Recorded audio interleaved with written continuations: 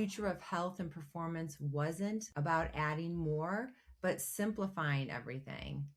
Today, I'm joined by Matt Sanchez, co founder of Solo, a company that's rethinking the way we approach supplementation by consolidating what used to be a cabinet full of products into one simple, effective daily solution. What started as a conversation between friends after a CrossFit workout quickly turned into a mission: solve a problem they were living every day. Expensive, complicated supplement routines that were easy to forget and hard to sustain. From there, Matt and his team spent over a year and a half developing a product that combines protein, creatine, collagen, electrolytes, and key minerals into one seamless experience without sacrificing taste or performance. In this episode, we're going to dive into a real story behind building Solo, from formulation challenges and supply chain setbacks to selling out within their first 3 months and navigating rapid growth as a self-funded company. We're also going to explore what it takes to build a brand in today's wellness space, how simplicity is becoming a new luxury in health, and where emerging tools like AI may support entrepreneurs like Matt in scaling smarter without losing the human element. If you've ever felt overwhelmed by your health routine or you're building something in the wellness space, this conversation is packed with insights you won't want to miss.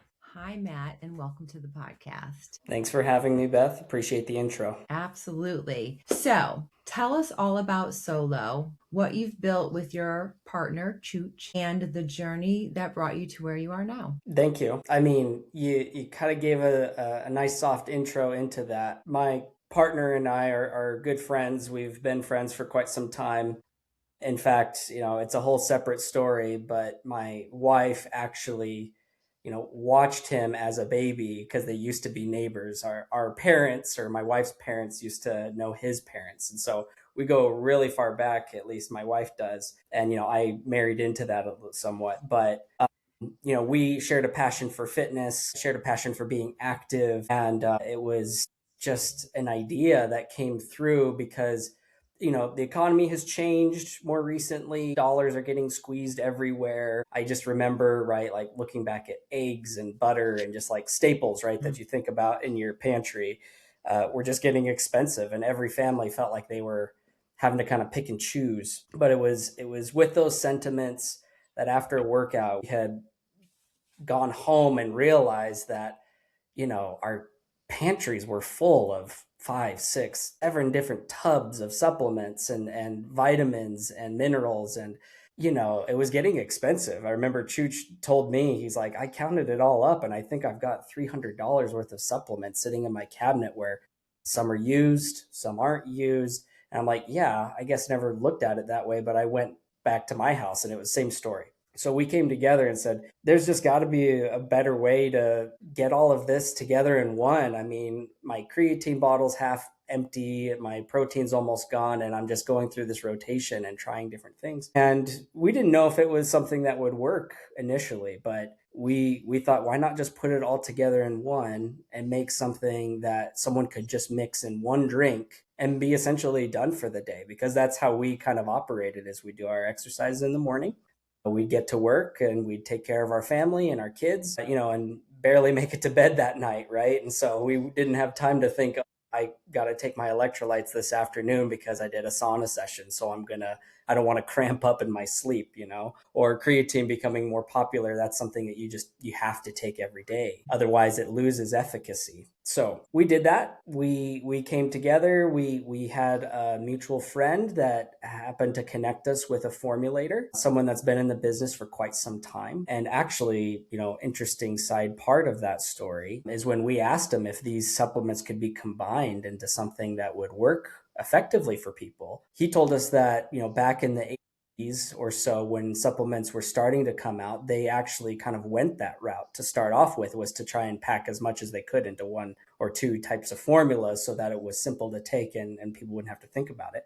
But since then, they had separated out and kind of made these into just more tailored solutions. And he's like, from a business standpoint, that makes sense. I mean, you've got more touch points. You could sell people more products. You could essentially do what we had noticed, right? And that is fill your supplement cabinet and sell you more goods. So, he was actually unsure how it might work at first, just both from a formulation perspective, from a business standpoint perspective. But we pressed forward with it and he helped us. Took a couple of tries, right, to get something that would work. And we're, after the second or third version of it or so, we were starting to get close to something that we wanted to build and start selling. And, I think part of what I had sent before was just describing, we were our own test dummies, so to speak.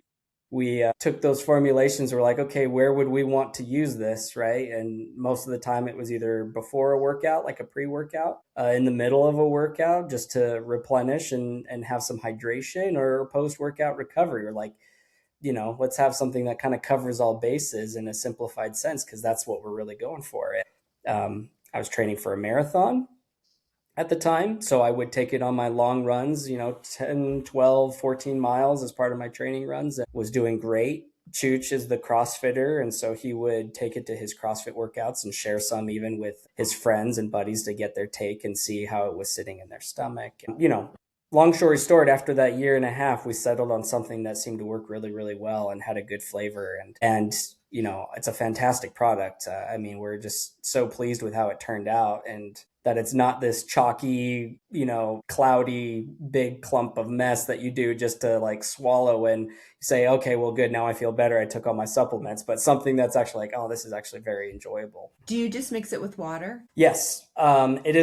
It's a clear protein base. So not typical of like a creamy type protein shake. So it drinks like a water, or a flavored water, yet, has 30 grams of protein in it, which I think shocks most people. Is like, wow, I can't believe I just, had a whole servings plus of protein after finishing that. Yeah, when I first spoke to your partner, I don't know, a week or two ago, and I then really looked at my own cupboard of supplements, and realized exactly all of the different ones that I was cycling through. And I had even thought, I don't know, I remember a month or two thinking, gosh, I didn't know if I could combine some of these, like if it was going to have some, maybe reduce the effect of one if I combined them all, because I'd had that thought, like, gosh, it would just be so much easier in the morning to dump them all in instead of maybe cycling through, or taking one in the morning and one in the afternoon. And chances are that I for myself wasn't doing that as consistently. So I love the idea of this, the simplicity of this, and the fact also that it just tastes good on its own with water, because I have a few supplements where I've got to throw it in with some berries or something because the taste of itself isn't so great, but I know it's good for me, so I want to get it in there. Yeah.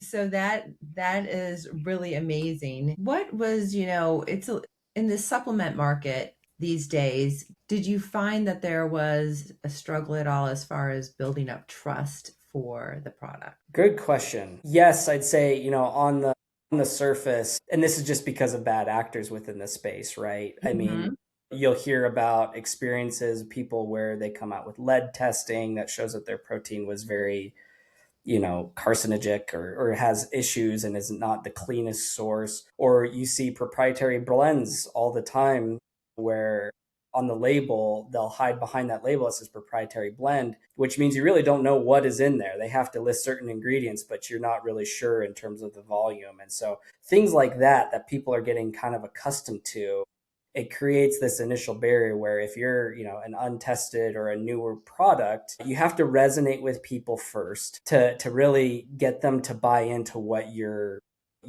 idea is, what you're trying to do for people. And so, it cost us some time at least to kind of build that rapport with people, but we baked it right into the brand itself in that we clearly label, like, we've got nothing that's a proprietary blend. Everything you see with the dosages involved is right on the label. We use clean ingredients, no artificial sweeteners or either. So, we sweeten with stevia and don't use any other types of fillers, especially with clear whey products. They tend to foam a lot. That's just part of the chemistry of when they have to translate that whey protein from that creaminess to be more of a clear flavor. It tends to foam a lot when they do that. So other companies have tried to put in silicone and these other additives to kind of tamper it down because people don't want the protein to foam. But that was a conscious decision on our part to work with natural non-GMO ingredients to have a similar effect, but without having to feel like you're putting some chemical in your drink, because that defeats the whole purpose of what we're going for.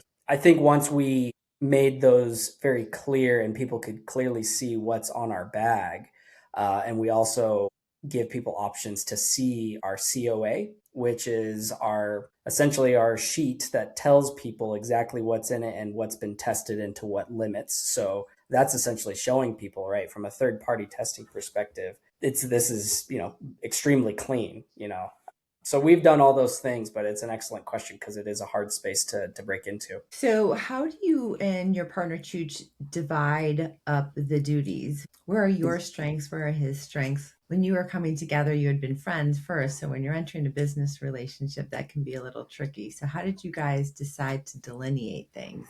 Or did it evolve naturally? It was very natural, thank goodness. Because yeah, I agree. Especially if you happen to both be passionate about maybe one particular aspect, might be hard to make decisions, right? But Mhm. but Chooch is naturally a marketer. He's got good vision and brand identity and sales type experience, so he naturally flowed into that role for the company. And me, actually, I mean, by trade and background, I'm in the finance and consulting industry. So I deal a lot with hard numbers and facts and getting down to just the bare bones of things. So I think it evolved quite naturally to where he's like, Matt, I don't know how to work a spreadsheet. I don't know how to balance the book or to work through operations and figure out what it takes to get a product on a shelf, but I can certainly sell it. And so we naturally went that way. Well, lucky for you because you do need both of those components in a business for sure. So that's great. You're like yin and yang over there coming together. Absolutely. That's I tell them amazing. all the time, I'm like, we're the best team ever because we got both major bases covered for this Hmm. business.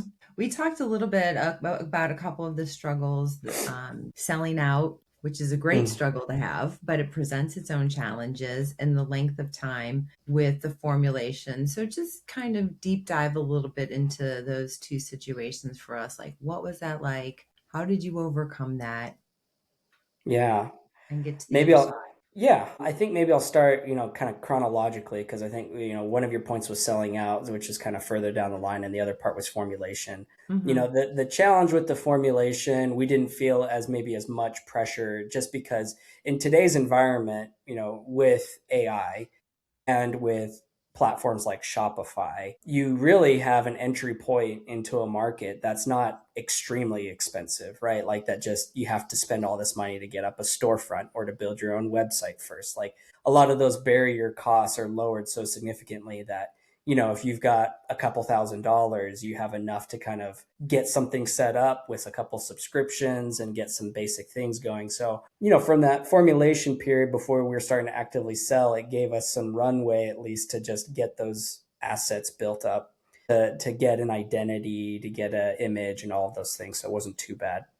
We just wanted to make sure that it aligned with the timeline when we were actually starting to put in a purchase order, so that everything would be ready the second we got product in a warehouse. So that onset was challenging, but I wouldn't say so much so that we hit some major roadblocks. But on the sellout, that was certainly a different type of issue. Just that you're right, it was a great problem to have. We thought our stock would probably last us at least 6 to 9 months. It ended up lasting 3. And part of the cash flow problems of trying to work with that and see, okay, well, we sold out, but we want to introduce a new flavor. What does that look like? Do we need to go get financing? Do we want to bootstrap it? Do we want to do this, and that? And fortunately, we didn't have enough runway to make those decisions before it was essentially too late. So in that instance, right, telling your customers that you sold out is somewhat of a good thing. It shows proof of product. People are like, wow, it's really popular. That's great. But it also shuts people off, and your best customers to them asking, well, tell me when it's going to be back.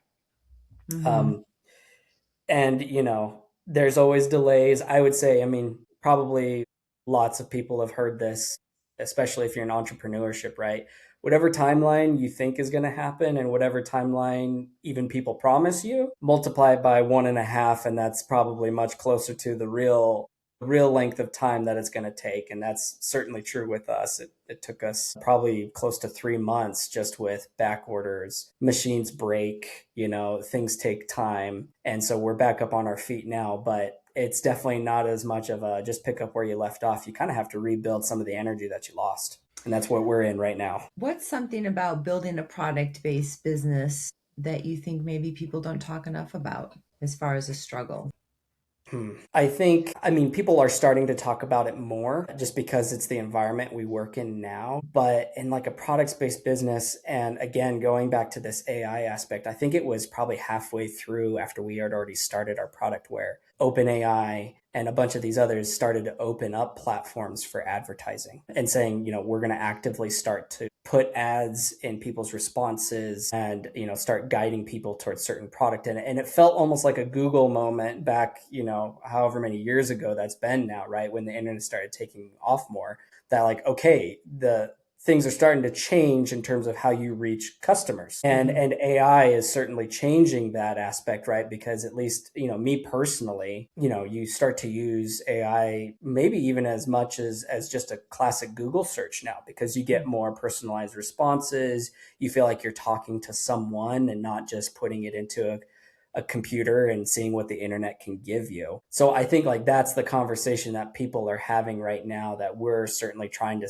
play catch up on and see what people are using, just because I think that's what the next generation and maybe what the current generation is going to start using in terms of, where are some products that work well for me, having AI do a lot of the work and research that they would be used to having to do, and making sure your assets and resources are so easily available that AI can find them, can summarize them effectively, and tell your message for you rather than having to make as much creative maybe as you used to. I think it will be interesting to see as we start to track this more how much AI maybe even replaces personal recommendations. Oh A yeah. lot of times we ask our friends, people in a situation like with Solo, like other people at the gym, what are you using? What are you using? And I wonder how much that's going to shift because people will just pick up their phone and ask their phone instead of maybe walking across the gym and say, hey, what is it that you're drinking over there? Yeah. So Well, we go ahead. oh yeah, no, I'm just saying because I think we're still in the early stages, but I think easily within a year's time or a couple of years' time, our own AIs that are logged into our emails and have profiles on us will know us better than maybe even some of our friends know us, because Mhm. it tracks what questions you have. You can feed it information that's important to you. So I totally agree with you that people will start to depend and trust essentially their AI assistant and agent more because it already knows all these things about them. And so it's like, if I'm a busy person and I care about holistic approaches to health and I want to keep things pretty minimalistic and I want something that's a trusted brand or has clean ingredients, what would you recommend if I'm looking for something that can fill X, Y, and Z in my Mhm. life? And I think they'll trust it more than their friends sometimes, like you said. Yeah, it's all going to be about positioning yourselves to be pop up as one of the top couple of answers when it spits that back out. Yes. So we chatted a little bit about some of the struggles that you overcame with supply chain and the length of time in the formulation. But is there anything that you guys are kind of currently navigating now? Any speed bumps that you're currently working through with the business? Yeah, I think it's just, I had alluded to it a little bit earlier, right? But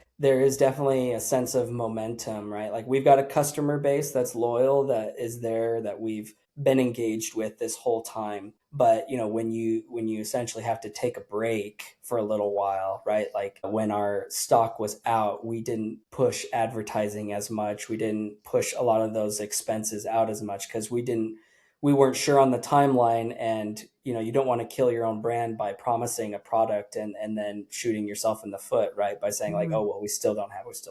So that current challenge is just re-engaging with the audience, and things change even over 3 months, and trying to make sure we're nimble enough to address what are people talking about today, Mhm. not what people were talking about 3 months ago and what worked for them, and just playing catch up in that sense, and re-engaging the audience. So we're working through that, and thank goodness, Chuch is an excellent resource for that. He's always had a pulse on the market. I mean, part of his other work that he's done in the past is in sales and working with people. So, he's on top of it. So let's kind of shift away from the struggles to something more positive. What's on the horizon for Solo? What are you guys really most excited about? We're obviously really excited about our, we just introduced our second flavor. Being a startup and an entrepreneur brand and being bootstrapped at that, right? We had Mm-hmm. enough resources for just kind of one initial launch, one flavor, one basic product, and just trying to make sure that held true and people resonated with it before expanding. And we saw a clear sign that it was there, right? And so we took all that feedback of what else people wanted. Our first product, which was a peach mango flavor, was marketed more for some of the early morning gym goers, people that get started in their day, usually want a little bit of caffeine, like they have their morning coffee, or they have a pre-workout that kind of helps get them and motivated and started for the day, and helps with their performance as well. Lots of pre-workout supplements, right? Mm-hmm. But since that validation, we had a whole other segment that was clearly discussing with us, like, I have to do my workouts in the afternoon or the evening because I'm a nurse or I'm a paramedic, and I don't want to be taking caffeine per se when I have to get up for my shift at 11 o'clock. But I do my gym, exercise, and then I go do my shift right overnight. So we did a caffeine-free flavor. We just launched that probably just 2 or 3 weeks ago with a different flavor profile as well, and that's been extremely popular. So we're excited to see that we're able to capture more market with people that come from different perspectives, right? Not just the early morning gym goer, right? So that's something we're into right now. I was going to ask you who your ideal Solo customer is as you scale, but it seems that you've actually already figured out that you really have two main buckets that you're fulfilling. One is those early morning people that want the caffeine, and then perhaps the ones who utilize it later on in the afternoon. And so you've evolved from that perspective. But Solo is really built around simplicity, Yes. just keeping it as easy as possible. So how do you protect that, the simplicity, as you continue to grow? Yeah, because meaning like there's temptation to kind of go down different paths or Hmm. expand or increase complexity because the availability.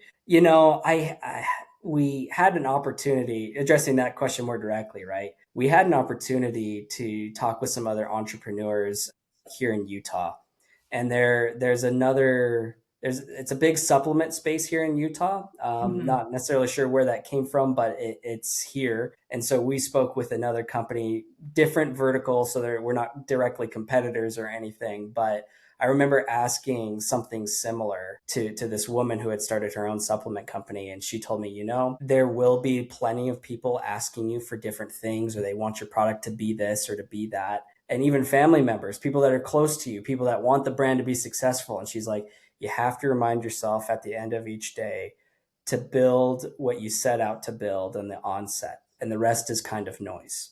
So, and I really took that to heart, because I mean, her brand has been extremely successful, and to boot, she had opportunities to expand out in a lot of different areas too, but really her core product is still very much the same. And so I see us, the way we expand and grow, is really just offering maybe variety in terms of just flavors, maybe different times of day, like we had just mentioned. But really, the core concept of simplicity and keeping things consolidated and affordable, I think that's going to be our core pillar that we hang our hats on for every product or variant that we decide to make. Well, it sounds like you have a really good grasp on what your roots are and where you want to take it. So, if everything does go right, what does Solo look like 3, 5 years from now? I know it's all about the vision, right? And I think the way we envision is just expanding, right? Being able to provide people with more of those varieties that I talked about. And really what brings me the most happiness and what's the word, I guess, fulfillment at the end of Hmm. the day, right, is when we get these responses back from people. People don't think that when they leave those reviews that people aren't paying attention. Maybe for a lot of those bigger brands, right, when someone leaves a review of 5 stars, 4 stars, and they write a couple of sentences, that maybe it just kind of disappears and gets put on a page, and it only reaches one or two people. But I can promise you that as like a founder, I've read every single one of our reviews. And every time we hear back, right, from someone that's like, I'm a busy pilot, I fly a lot, but exercise is important to me. I want to take care of my body. I used to pack protein in one Ziploc bag and creatine in another, and I'd take all these concoctions with me and they'd stop me at the security checkpoint. But now, I bought your product. It's so simple. I don't even have to think about it anymore, and it's a part of my routine. Those kinds of things just really make it for you. And so the way I see that tying into us in 3 years' time is just that vision catching on with more people, us resonating with more people that we tried to address in the first place, which is consistency, simplicity, and saving some money too. Because I just, I have plenty of friends that are in difficult economic times with just housing being what it is, food and drink being what it is, and wanting to give someone the ability to continue with their routines but not feel like they have to sacrifice something is really empowering. So I want to just reach more people. That's really what I want to do. Really, I mean, I've heard the same, especially recently, that health is the new luxury, especially in our country. The cost of healthcare, the cost of eating well, the cost of organic, like you said, all these supplements. I really did take an inventory after I had spoken to Chuch and was thought, wow, this is how much I spend each month on all of these things combined. And I don't ever really want to give any of them up because I feel like I'm getting such benefit from that. But that's not something that necessarily everyone can afford to do. Sometimes you don't have that option. So by you guys providing a product that combines all those things and in such a cost conscious way, it really is an amazing service to people who are looking to maximize their health and take real control of it. Right now, you guys currently sell just direct to consumer. Is that correct? And Yes, is your that's right. goal to always stay that way, or do you hope to expand into brick and mortar retail? Yeah, we've certainly had we've had some stores approach us and asking to be featured, at least in the local community here as well in Utah. There's, I think in most communities as well, like when they know you're a homegrown brand or that you've Mhm. started here, right? They like to feature you and everything. We've made a decision for at least at the time being not to enter into retail just yet. From that standpoint, we want to have a little bit more of a foothold as a business and feel like we've got a really good, solid understanding of our customer base before we start expanding into areas that might be too new for us. Mhm. So I think in maybe a longer term vision, maybe 5 years, we'll see that maybe sooner if we find a retail location that seems to fit our values very strongly. But we're having great success with even a direct to consumer segment. So I think we'll stick with that. One step at a time. Yeah, exactly. One step at a time. So, because our company is Soaring Solutions and we offer AI solutions, this is always part of the conversation. Do you currently you mentioned a little bit about AI before, but how do you currently use AI in your business? Yeah, excellent question. And to your point earlier as well, like it's constantly changing. So even functionality and the different things that different AIs can do for you is also changing dramatically. So, how I've used AI today is even extremely different than how I used it 3 months ago. Mm-hmm. On the onset, a lot of it was just to help us with copy, brand, voice, making sure everything's really aligned because between my partner and I, right, how we consider the brand voice can be slightly different from one day to the next. And Mm-hmm. so I might come up with a whole bunch of copy for our website and ideas and emails and announcements and that type of a thing. And Chooch will do the same. And we'd have to kind of bring them together on our own. But we've since had AI essentially help that where we essentially train it, right? We tell it what are our key pillars as a business, what are we trying to instill in customers or really make noticed, and we'll feed it our ideas for things and it'll bring it all together and create a very unified brand across all the different aspects of our business, which is extremely helpful, especially when we're working with our team members and stuff that have some level of control and wanting to make sure it all sounds the same. In more recent steps, I've used other AI tools that integrate directly with our Shopify store, Mm-hmm. with our email marketing flows, with are triggers and events and data points that are being collected on customers so we can understand our customer base really well. They've been able to come out with more tools that integrate directly with these platforms and softwares. I can use it truly as like almost an additional employee to do research in all of these areas and come back and tell me, an answer that I want to know, and then what do we do with that information? That's been more recent, even within just the past month, where I've been really utilizing it almost like a third employee. It moves fast. Oh It man, moves incredible. Yeah, it's lightning speed. So when you're growing a brand with a small team, where do you feel the most time pressure right now? because we're small, we definitely have our hands in a lot of areas and we're putting on a lot of hats. So really, Mm, like, the time crunch, right, is just making the biggest decision is just, where do I devote my time to the area that gives me the most return right now? And that is an ever changing question, right? Because you always have a list of potentially at least 20 different things, right, that you can pay attention to. And I started to gain an appreciation for this type of decision making back. I applied to grad school maybe 5-6 years ago, and part of the testing that they do actually is centered around this. And I'm mhm. like, it's very interesting that that's what they check for in grad school, is how good are your executive level decision making skills. Extremely true. Our time crunch is just, well, I've got to fix something for our sales pipeline. I got to make sure we get our taxes done. Got to make sure we fulfill the operations side and make sure our fulfillment process isn't missing anything, or we don't have angry customers. And so each day it's just a question of, okay, I've got these 10 different jobs to do. Which one needs answering right now? Because if I don't, it'll create problems for me tomorrow. Mm. And I know that's not maybe a direct answer of like a specific thing, but those executive level decision making steps, whatever people can do to build those up, will tremendously help them when things get busier. Yeah, it's a lot of hats that you wear when you're starting out Yeah. a company, and it's about which hat do you need to put on at that moment. Sometimes to move the needle, sometimes to avoid crisis. Oh yeah, certainly. If you I'm could sure hand off, you. yes. Okay. And sometimes it's not always the thing that you want to do at that moment, but it's the thing that you just have to do. If you could hand off one part of your business to AI tomorrow, completely done for you, off your plate, what would that be? And I wish my partner Chooch were here, because uh-huh.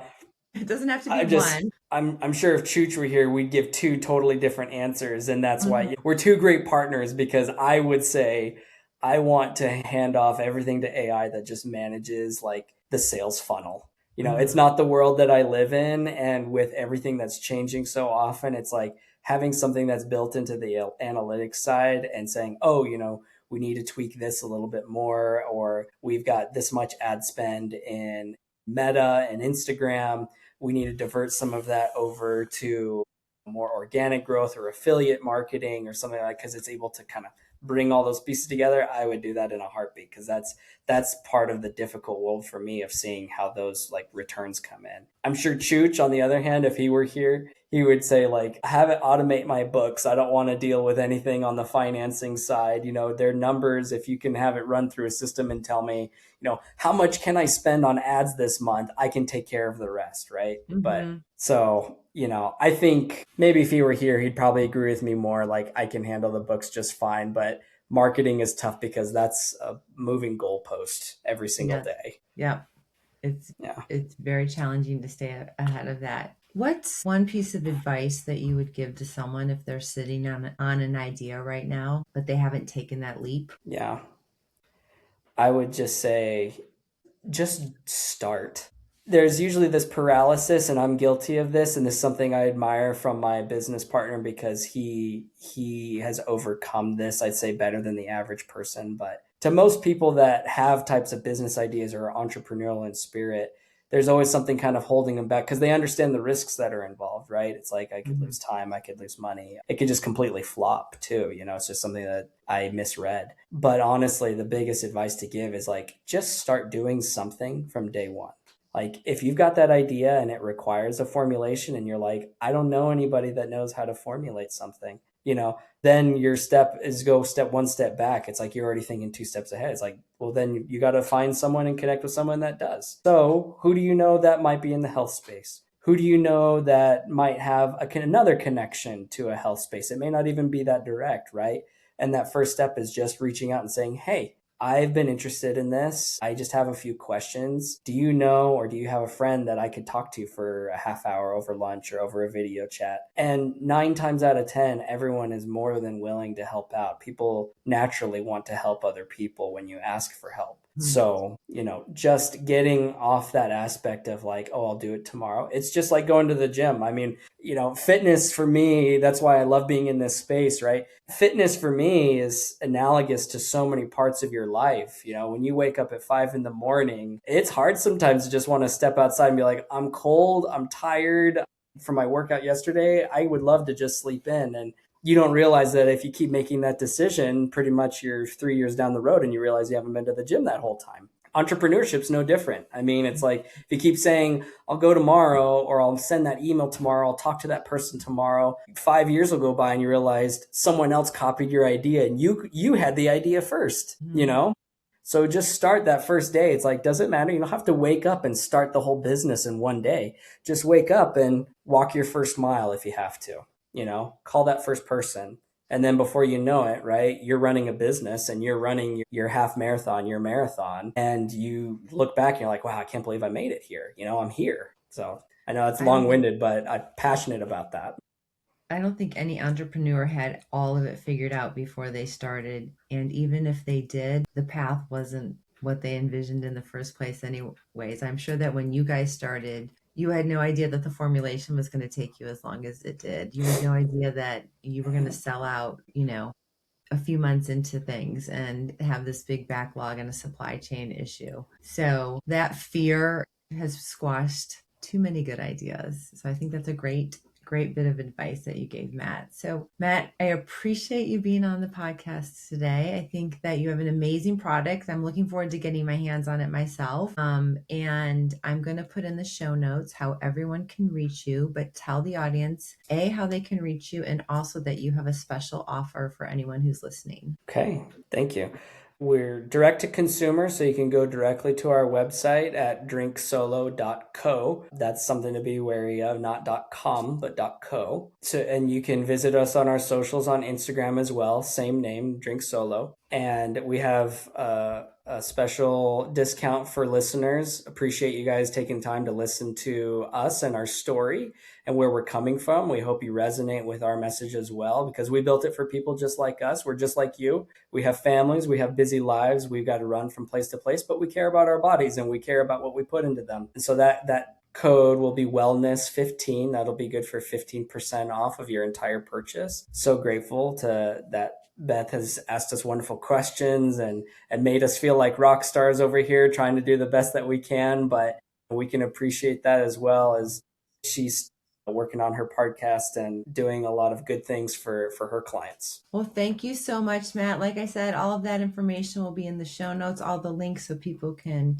reach out to you directly. This has been such a great conversation. I'm really looking forward to simplifying my own routine, and I'm so happy that I found this product. I'm happy to be working along with you guys and getting the news out there. Thanks, Beth. Appreciate it. Thanks for all the great questions. Thank you.